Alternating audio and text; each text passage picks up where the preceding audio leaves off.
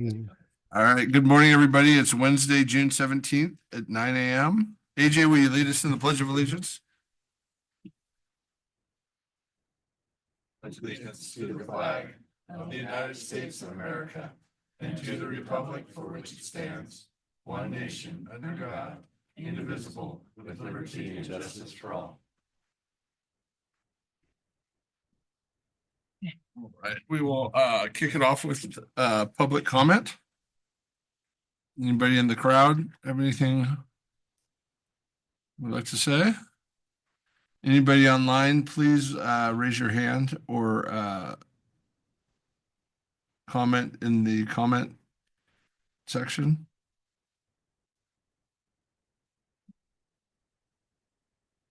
Okay. Any discussion about the consent agenda?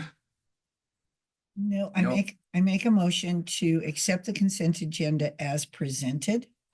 Second. Any discussion? No. All those in favor? Remember, guy. Crawford, aye. Barney, aye. All right, Matt, you're up.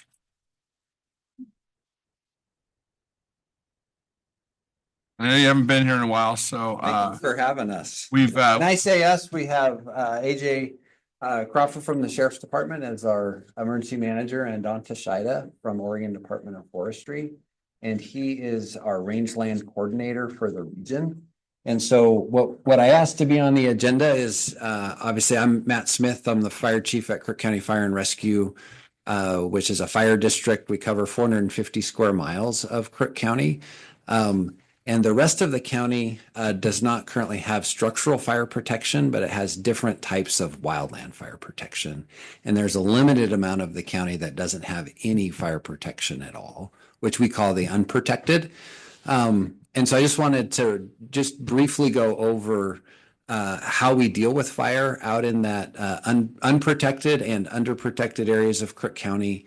And that, as you guys are aware, because this isn't your first wildland season, that as the commissioners, you guys have the responsibility of structural fire protection out into the county as far as authority. And so I also serve as your fire defense chief, which is the coordination with the state fire marshal's office in requesting help from the state if we had multiple structures or life threatened out in the unprotected when it comes to structural protection. And they offer assistance on occasion through the request, and that request typically comes through your fire defense chief. But ultimately, if they grant the request, it's the county commission who delegates the authority for that overhead team or that ICS system to function out in the unprotected or underprotected areas of the county. And so I just wanted to again bring your attention to I think last year you guys updated your process in, I think it's order 2025-29, which just outlines that and that delegation of authority if that were to take place. Where we'd made a request, that request was granted. How do we sign the delegation of authority with that incoming team? And in this order, its first step would be to the county manager and then or one of the commissioners, and it just outlines that process in doing that. So happy to, and so I just wanted to review that and that the county's responsibility. And then I thought we could review just briefly on how we coordinate together. And again, this is wildland fire is all about coordination with the different agencies that are out there. So now we have the Forest Service, the new wildland fire service, which is the new federal agency that incorporates many of the BLM plus many of the other agencies. And then we have the state Oregon Department of Forestry that also coordinates wildland fire. So we would happily talk about any of those things. And ultimately, your emergency manager is on the scenes of many of these expanding fires, and he's that initial response as far as coordination if the structural agency isn't out there from Crook County because it's outside of our jurisdiction. Is there anything you guys would like to add or talk about with coordination, or is there anything you guys would like, have questions, process? No, we don't need to. Got a good system. Yep. Yeah. Glad we get an update, and I prefer to continue how we do it. No, I do think you do a very good job. That's what I've been mowing. I Mhm. had all my juniper trees, all the lower branches removed. So if there was a creeping grass fire, I have been thinking about fire here for about the last month, and I'm concerned about us out in Paulina. Mhm. But we also, I'm very proud of our post Paulina rangeland fire protection. I think Yes. we do a good job out there, but it's just a few of us. Yes, I agree. Yeah. And so both inside the fire district and outside, we talked a little bit about defensible space, what you can do around your home, how do you prepare? Our emergency manager has a lot of great things on that preparation piece. As a fire district perspective is identifying what your process is. And so maybe your egress has been cut off. Where's a safety zone on your property that you can be in case you can't leave your property for whatever reason? And then if you can leave your property, where are you going and how do you get there and how do you communicate? And then ultimately, how do you protect your assets on your property, which is that defensible space, and mowing your grass, trimming up your trees is really that first step. We do offer a service that will come out and do a defensible space assessment. Inside the fire district, there's a process to do that outside the fire district as well. And we would love to coordinate with anyone on how to do that with their home. And I wish a lot more people would do that. I really do.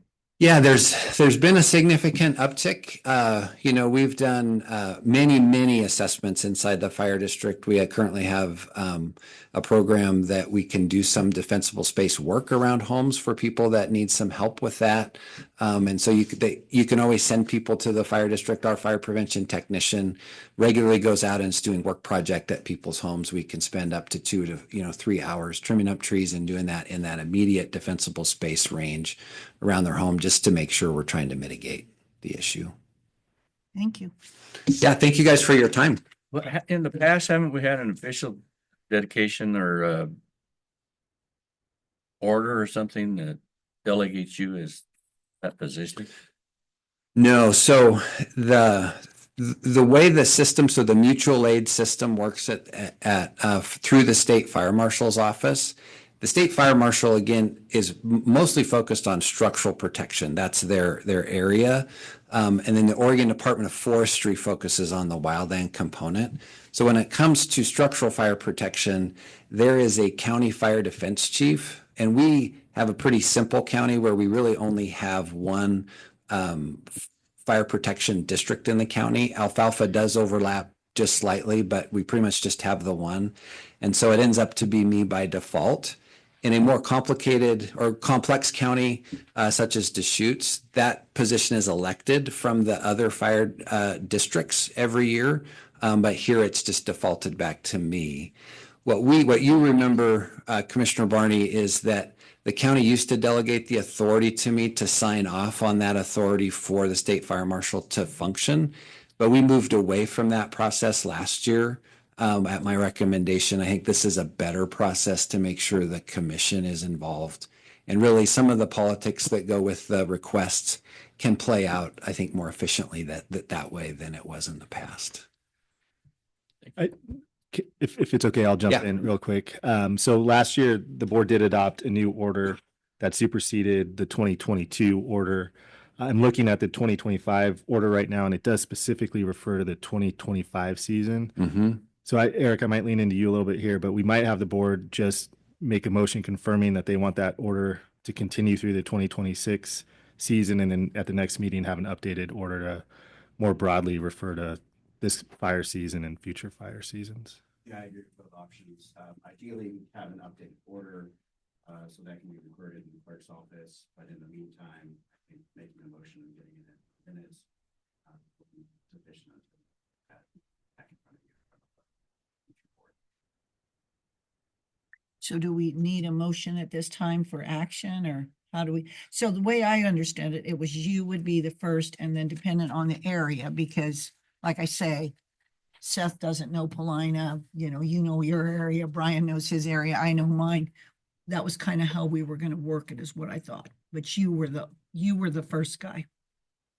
Correct. that- Yeah, the county manager, the order specifically states the county manager or alternatively one commissioner designee is designated and delegated the authority to act on behalf of Crook County, of the Crook County Board of Commissioners during the 2025 wild season running from May through October. That's the reference I think we need to update. I'm not hearing the board wanting to otherwise amend the order. But just to clarify that we want this to kind of continue through this fire Yes, season and that's- future fire season. 100%. So is that, do we need a motion? Because I'll say so moved Well, I'll just, or make it better.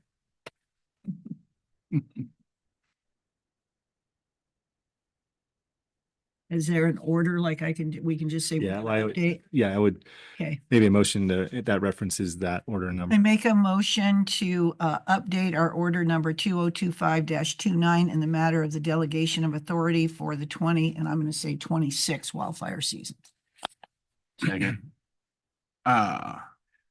Well, and I might just Discussion. clarify. I was just gonna say clarify, it wouldn't just be for 2026. It would be To 2026 to 2027. I amend that motion to. No, include- I was gonna say, and further after that, so we don't have to do this every year. Yeah.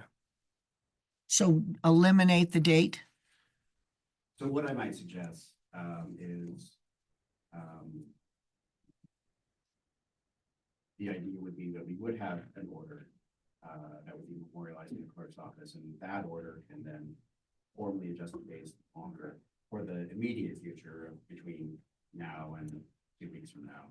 Maybe just amend it to include the 2026 wildfire season. So exactly the way I stated it. You're good? Okay. Okay. All those in favor? Hermrick, aye. Barney, aye. Crawford, aye. What I found very interesting was back when, what was it, 2 years ago, when we were pretty well burning up out there, the Durgan fire was coming towards the town of Paulina. And I was very green as a commissioner. I knew nothing. And I found it very interesting that the fire marshal, what he said, and Russ was there, and I really leaned on Russ, is this the right thing to do? But what was interesting is because they felt that it was going to go into the town of Paulina, you guys need to stay here and protect this area.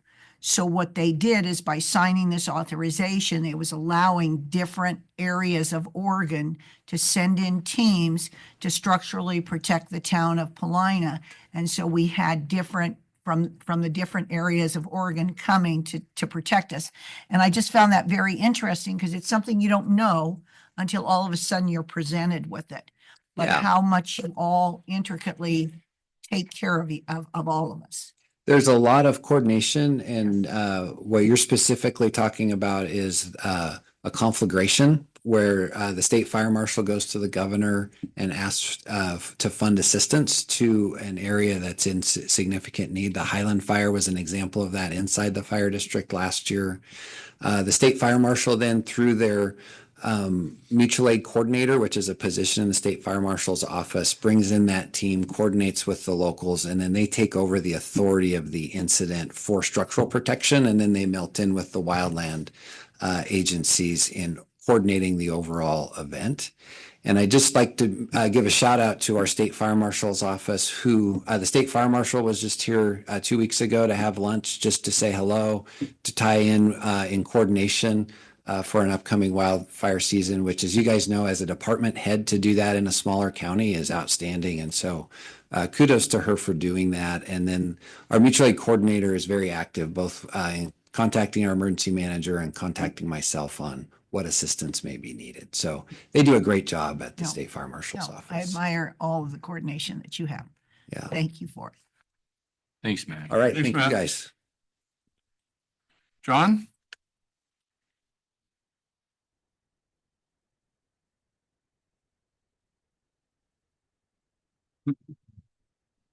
Good morning, Commissioners. John Iser, Crook County Community Development Director. Have before you Grand Ridge 2 Phase 3 plat. It's the final plat for the subdivision. I think it's the final of the 15 units, and so it's everybody else has signed it and it's ready to go. Okay, do we need to make a motion to sign it, or it's just a formality we're signing it? How do we handle it? Motions on these or just sign it? How do we clear I it? believe we just signed them. Okay, I've always thought it was just a sign, but Yeah. just, okay. All right. All right, thank you very much, John. Since none of us Oh. can actually, we don't actually do this very often. Once Since every we're all 3-4 here. months. Yeah. Okay. Phase 3. Grand Ridge 2 Phase 3. Okay, Grand Ridge 2, Phase 3, subdivision plat. so moved. Second. Any discussion? All those in favor? Herrick, aye. Crawford, aye. Nobody's here to pick it up, so we can just sign it at the end of the meeting. You can sign that meeting. Thanks, John. Thank you, John. All right, Will. Thanks, Eric. You're getting us squared around. Yeah, since we're here. Good morning again, commissioners. This agenda item regarding the vector control district, this is a follow-up to a joint meeting we had with the vector control board in February. At that joint meeting, the board discussed and had several governance and administrative questions for the vector control board and requested that the district follow up on those topics. Staff has subsequently received a response from the district manager, Cliff Kaiser. That's included in your packet. The response indicates that public meeting law materials have been distributed, consultations occurred with legal counsel, district's accountant, and the district believes it is operating within applicable requirements. The purpose of today's agenda item is just to get some staff direction on how the board wishes to proceed at this point. If you feel that the response is sufficient, great. We don't necessarily need to do anything, but if you feel that there is some additional information that can be provided, or that you would like to have a follow-up joint meeting like we discussed back in February with the Vector Control Board, we can certainly do that. If you want additional information, it would be helpful to staff to get some direction on what information you want, and give us kind of a time frame to work with to gather that information from Vector Control. And then if it's desired, we can schedule that follow-up meeting. Yeah, thanks, Will. I'd like to see some more in-depth look at like the financial management practices. I don't think we need to tell them specifically who to use, but it would be nice to have a third party that maybe isn't currently working with them to look into, some of the concerns that were brought to our attention.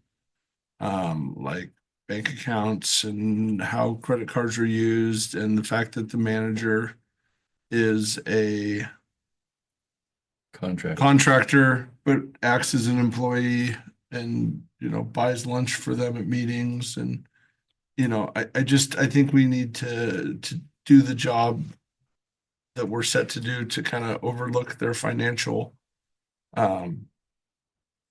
situation for the public. Also, if I remember correctly, we didn't ask them to print off things that were for public meetings. It was to go to OGEC and again share concerns that people in the public and the media have brought up about how their public meetings were going, of saying that they're going to be in a location but then meeting in another location.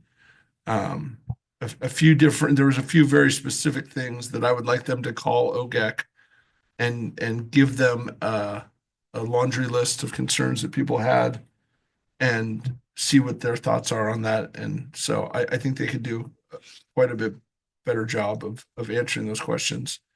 And I would like to meet with them, but I would like to see them put that information together before we meet so we can look at it as a group.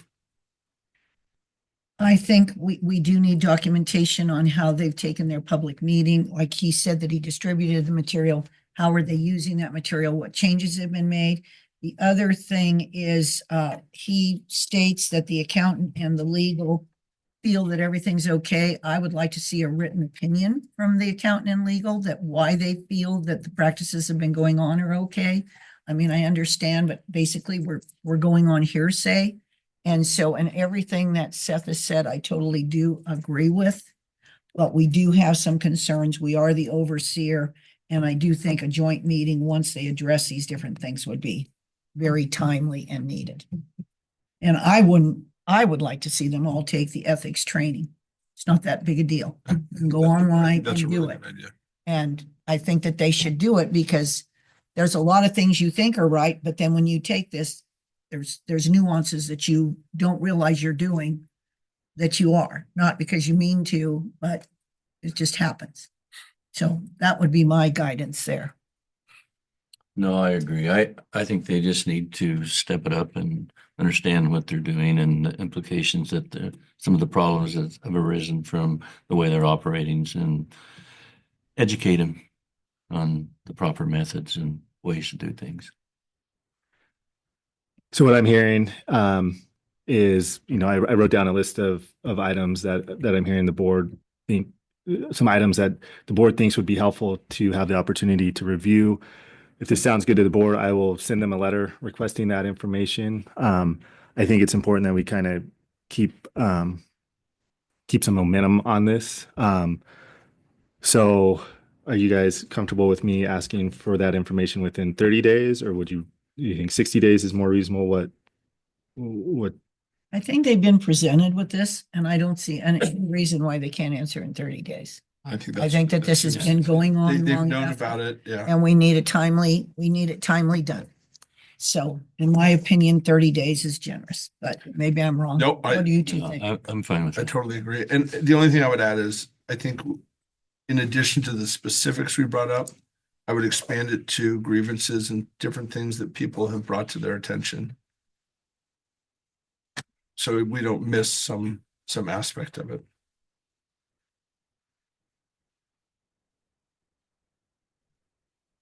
They also need to redefine like what you said about the contractor versus the employees Yeah. situation. And again, that's not what I do, so that might be totally legal, but I want to make sure No, that we need to some make sure. professional Yes. in the industry signs off with their name on it saying, yes, again, this. That's your attorney and your accountant. Yeah. If they're feeling this is fine, then we need to see that, but we need to see that from that accountant and that attorney. Sounds good. I appreciate the direction, and we'll move forward with getting that follow-up information and getting that in front of the board. Thank you. All right, Will again, and Eric.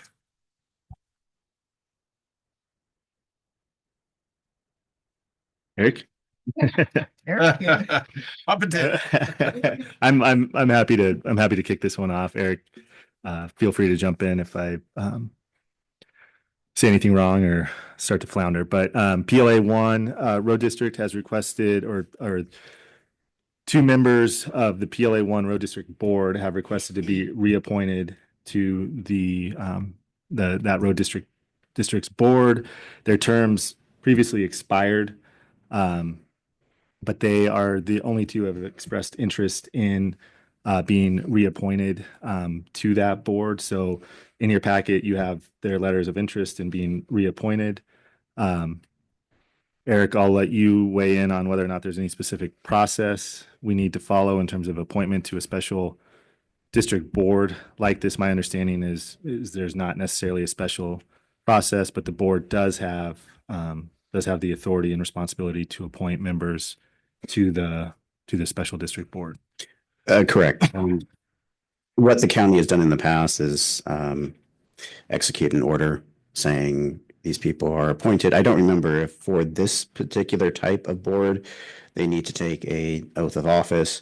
To the extent that that is required, that'll be part of the order, and they'll just schedule something with Cheryl to take that oath. You have two applicants. As we'll observe, the county has not had a bunch of people breaking down their door, asking for the opportunity to volunteer for this board. So unless there's any questions, what I might suggest is very similar to what we did with the matter of Order 2529. Make a motion to appoint them today, and then at a future date, future meeting, we will have an order to formally memorialize that. I guess my question would be, have they followed the way they were supposed to? Did they advertise this at all, Brianna? Or, I mean, have they met that public meeting? You're in a Have they- strange situation. I know it is because it's a Because they're certain not, area. well, no, because they're not technically board members at this point because their terms lapsed. Yes, And so I think what we're doing here today is to clean the situation up, get yes. them in there, then they can, because there's other positions, then they could then go through the process to advertise. And So there is no one right now to even do the advertise. correct. Okay, Correct. And that's the issue we're dealing with. And Okay, I'm not pointing blame at anybody, but we changed our system and, I don't know what we used to do, if we used to call them and tell them that they were up, or if they were supposed to do it on their own. And so that's something we're gonna fix as we move forward to designate if it's on them to understand that they need to be re-upped, or if that's something we're gonna do. And, we changed some ways we interacted with a lot of different boards throughout the county, and I think this one kind of just slipped through the cracks. And so I think it's not the best situation, but I think if we can get them in there, there's a third position, they can then advertise for that third position. And then as we move forward, we can have a concrete plan of how we'll deal with this, so.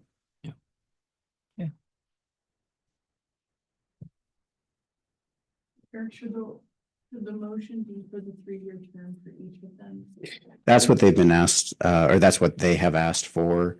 What might be optimal is to have as part of the order today that you appoint them for a 3-year term, and then the formal order that we get in front of you, probably in the next meeting in 2 weeks, we'll have the exact dates, but for right now, I think that'll be sufficient. Now, I think we also should look at historically, are they all up at one time, or are they all 3-year terms that are off by 1 year? So you don't That's, have yeah, the entire exactly. term? That I think So- is exactly what Is that Brianna what was you're asking. Brianna? Because I think we should just do historically, and we can pick one for a 2-year term and one for a 3-year term. And then, the next person is a 1-year term? yeah, That way you don't have everybody expire. Well, because if everybody leaves at once. well, then you're exactly where you are right now. You have nobody. Mhm. It's what you are. So I do think that would be and again, it's a toss whether it would be David or Deborah, but yeah. What's your feelings on staggering right now, and then the next advertised thing be for 1 year and do that way? Well, let me see if I can pull up something that I think Cheryl prepared a while ago. I believe we have somewhere a statement regarding dates of appointment. Let me see if I could find this for the PLA board.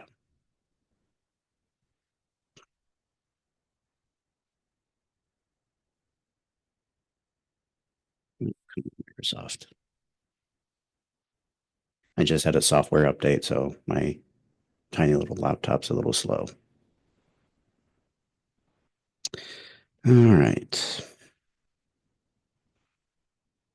They were staggered before. Mhm. I'm hoping to find the Yeah, the date. dates when they were appointed. So,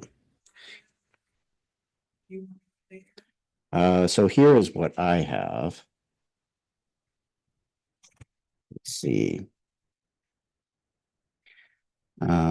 So for this one, yeah, it looks like Debbie was last appointed for a 3-year term in 2021, and Mr. Chamberlain last appointed in 2022. So what you might suggest for Debbie is a 3-year term from September 15th, 2024 through September 15th, 2027. And for Mr. Chamberlain, an appointment for a term of August 17th, 2025 through August 17th, 2028. Okay. Sounds good to me. And you do want Deborah to be the 2024? I think that'd be optimal. Okay, and we can post it, we can do that as a post date? Under the circumstances, I think that's probably the best option. Okay.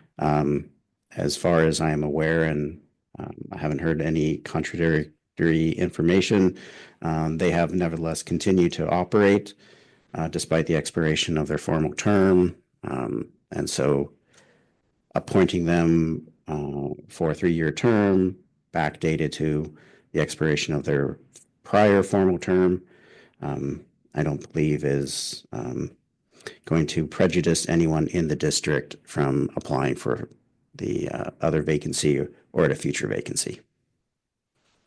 Okay. Then I make a motion to appoint Deborah Kowalski to a term of September 15th, 2024 to September 15th, 2027, and to appoint David Chamberlain for a term of August 17th, 2025 till August 17th of 2028 for the PLA Prineville Lake Acres Road District Governing Board. Second. Any discussion? All those in favor? Rick, I. Crawford, aye. Barney, aye. All right. It's the Will Show today, isn't It it? is. I need to make this more frequent and get more stuff on the agenda. The item in front of you right now is the annual cost of living adjustment. Each year the county has used, or at least in recent practice, the county has used the May CPI data published in June to determine the annual cost of living adjustment to be applied starting with the new fiscal year, July 1st. This process, again, it's been our recent practice. It has provided an objective, transparent basis for calculating that adjustment. Over the past several years, the resulting COLA has varied from as low as 2.4% last year to as high as 4.9. This year, the May CPI figure produces a COLA of 4.2%. And it is my recommendation that we stick with our recent practice regarding basing the COLA on the CPI. I do have a note in the memo that's in the packet. I do think there's an opportunity to update our methodology to both protect employees from low CPI figures and also ensure some more certainty for budgeting purposes.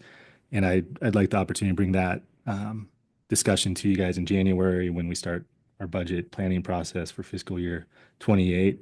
But for this year, I think it's important that we stick with the CPI figure for the cost of living adjustment for fiscal year 27. Perfect. I already have all those employees on there. They're all so excited. They are, huh? Everybody raise your hand or clap here. All right. Let's entertain a motion. Me? And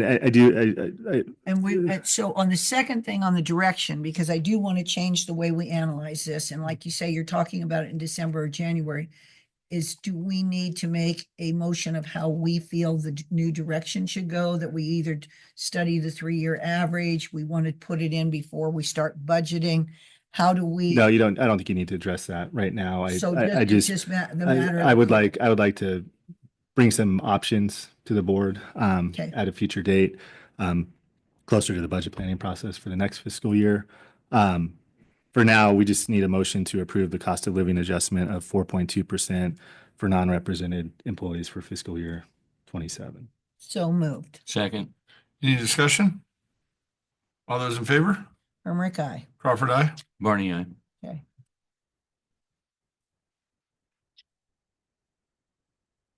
You're up again. All righty.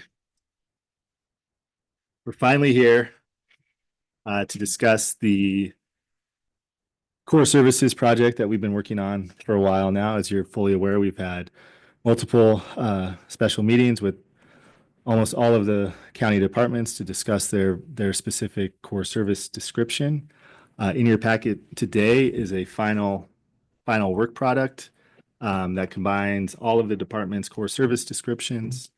And I'd like to just take a few minutes to chat about kind of the importance of this document and how we can use it as a tool going forward.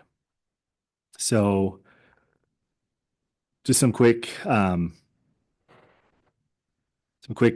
are we here? Purpose? Sorry, my notes are maybe a little skewed here. Purpose. So we can go ahead and skip to the next one.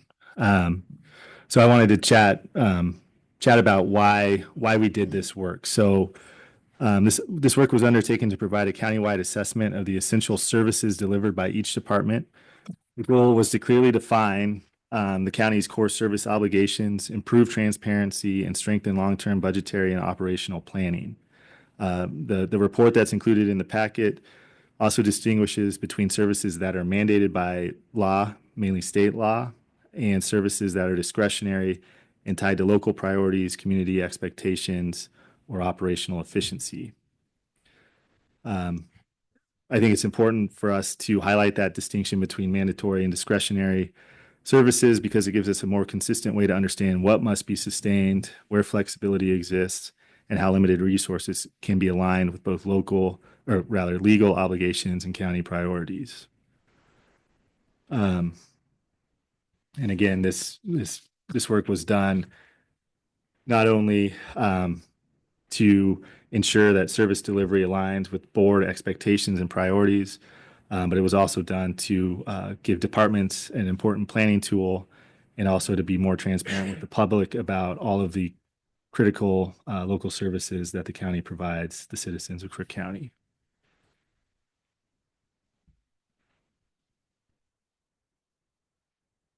What's that?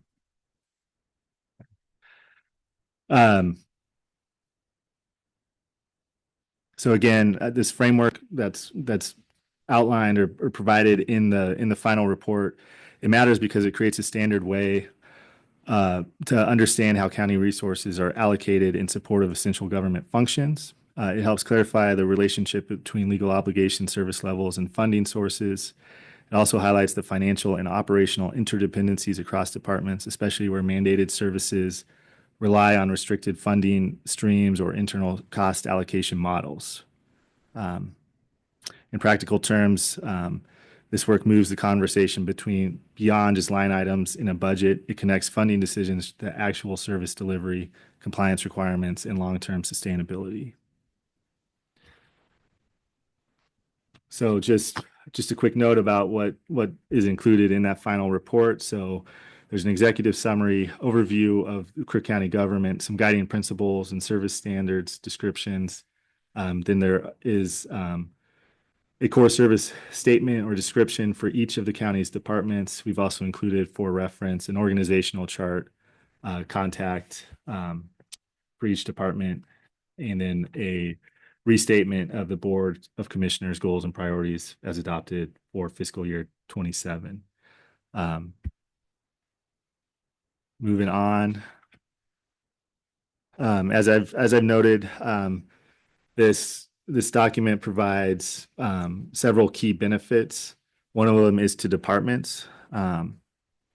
So the final report is not only useful for the board and the public, but it also is a practical tool for departments.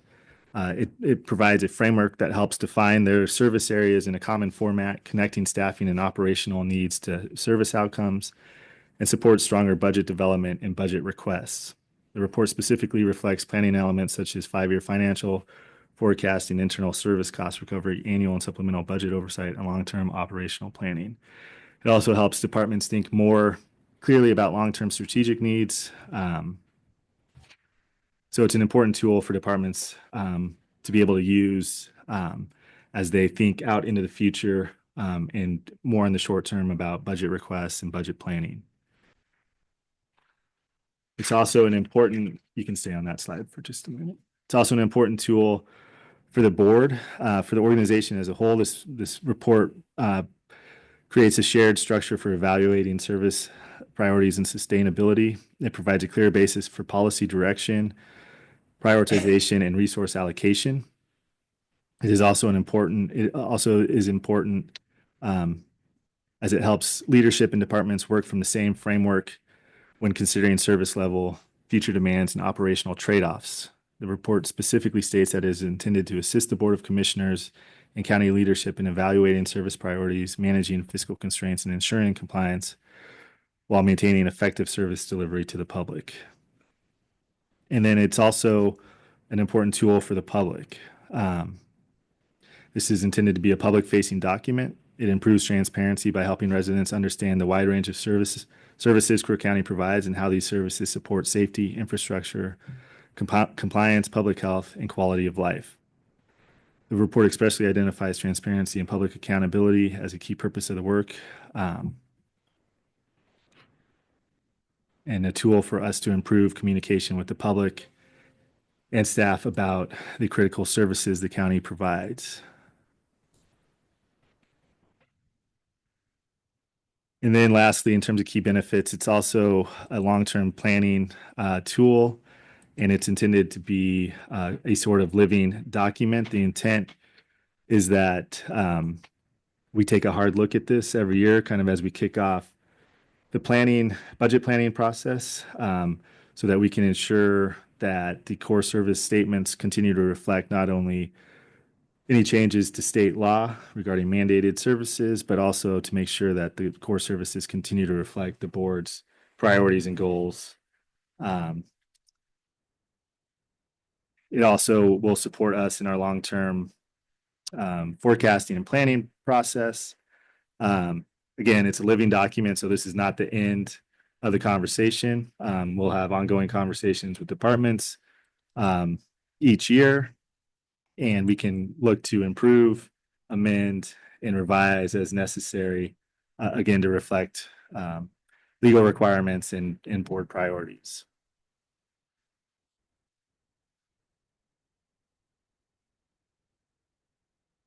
And I kind of spoke to this, but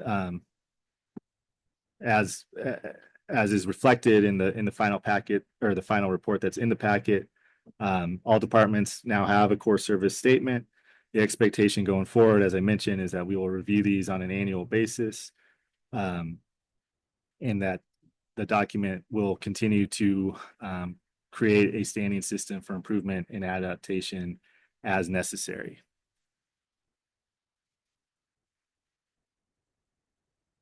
So we've had lots of meetings discussing all of the county departments' core service statements.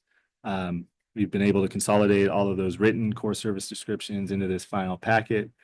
My hope is we can adopt that core service statement as the inaugural kind of report. But I hope that we can continue the conversation through the budget process on an annual basis to make sure that that document remains relevant and effective as a tool for our planning purposes and decision making. Happy to answer any questions. But I know we've talked a lot about this, so. Really appreciate it. Well, I think it's a good process. I'm glad we went through it, and I think it's important that it, like you said, it's a living document that we're looking at on a constant basis to be as efficient, as effective as we can be. So Will and I were lucky to go to county college together. And they gave us a handout of the core services that were required by the state of the counties. And I think that was where Will, he took that, and I want to thank Will for doing this, and I want to thank every department head participating in this, because this was definitely a joint thing. This is one of the reasons that I think we stay fiscally responsible, as we've identified what our core services are. We're not drifting off into an area we're not supposed to do. So I commend you. You were a very good graduate of that program, because you took that and ran with it. And yeah, and all the department heads, because it has been really a unifying thing. So It's yes. been a heavy lift for you guys with all the Yes. meetings and the department heads for preparing their core service statements. It's been a good process, and I appreciate everybody's effort in helping us put this together. And it'll be a long-term tool we can continue to use that will benefit both the board, the departments, and the public, hopefully in perpetuity. So I make a motion to I'd adopt. like to say first, though, Sorry. that I want to thank Will, and I want to thank all the staff. This has been a long process, but it's been very beneficial. There's a lot of thought that's gone into this. Will is pretty particular what he puts out and wants to make sure that it is good. And he's reviewed it many times, as we have all have. So it's well done, and thank you for that. I appreciate it. And I want to thank Brianna for helping me actually put everything together, because I would have struggled, but she did a great job. So I think it looks great. And it's a great start for us moving forward with it. Now you can make your motion. Okay, I want to make a motion to adopt the Crook County Core Services final report. Second. Any discussion? Hermrick, aye. Oh, no discussion. I'm just for it. I'm just very pleased that you've done. Hermrick, this. aye. There we go. Yes, All those in favor? Hermrick, aye. Crawford, Yes, you aye. go. Barney, aye. Okay. Managers report? Feel like I've done a lot of talking this morning. I just want to note quickly again, I noted this last week, but county offices are closed on Friday, Juneteenth. That's all I have this morning. Thank you. How did Juneteenth get started? What was the basis of that holiday? Just because, It became a federal holiday. oh, okay. So it was adopted by the board, I think in 2024. I thought it was earlier than that, in 2022 maybe. Okay. Okay, perfect. All right. Brian? Yeah, I received a letter from Ocho Irrigation District and they have asked the county Board of Commissioners to support another project that they're doing with a letter. Ocho Irrigation District since about 2014 with the passing of the Crooked River legislation. Also got into a modernization project because of that and because of aging infrastructure. They have done a pumping station that everyone can probably see on Laughlin and Combs Flat Road that lifts the water. All the water from the Prineville Reservoir is gravity to that point, and then it's pumped. It's a new pumping station that has taken place there. They just recently finished the Iron Horse piping project that goes from that pumping station up through Iron Horse and comes back on Peters Road. And they're just wrapping up a relift pumping station, another one that takes it and pumps it up into the Ocho Canal that comes out of the Ocho Reservoir. And they're working currently on Mackay Creek relief, relift and mainline system. That is to take water into the Mackay Creek area. The water that comes from Mackay Creek is now under that agreement stays in the creek and for the fish purposes. And it's been substituted with water from the Prineville Reservoir. They're also want to start another project on the Grimes Flat piping project. And that's the letter that they have asked that we support. And we have typed up a letter in support of it. And I would like to support them. They're not asking for any funding, it's just support so they can go after some more grants. Yeah, I think it's a good thing. I just wanted to throw on the record that I'm a customer of OID. So I want to make sure that that's, I don't think that this specifically helps me in my location, but Is there a deadline to submit comment? We have the letter here. It's been drafted and we just need to sign it. do you see any issue with that, Eric, that I'm a customer? Yeah, good question. You're a customer in the same terms and conditions as any other OID customer, which is to say general members of the public. And so I don't see that you have a potential or an actual conflict of interest signing this. Perfect. So in full disclosure, I am also a user of the water district. But I'm also on the board of directors. Okay. That one I'd like to spend a little time thinking about. So if there is any urgency, if we don't have the opportunity to postpone this and think about it for a week, maybe you should recuse yourself just out of abundance of caution.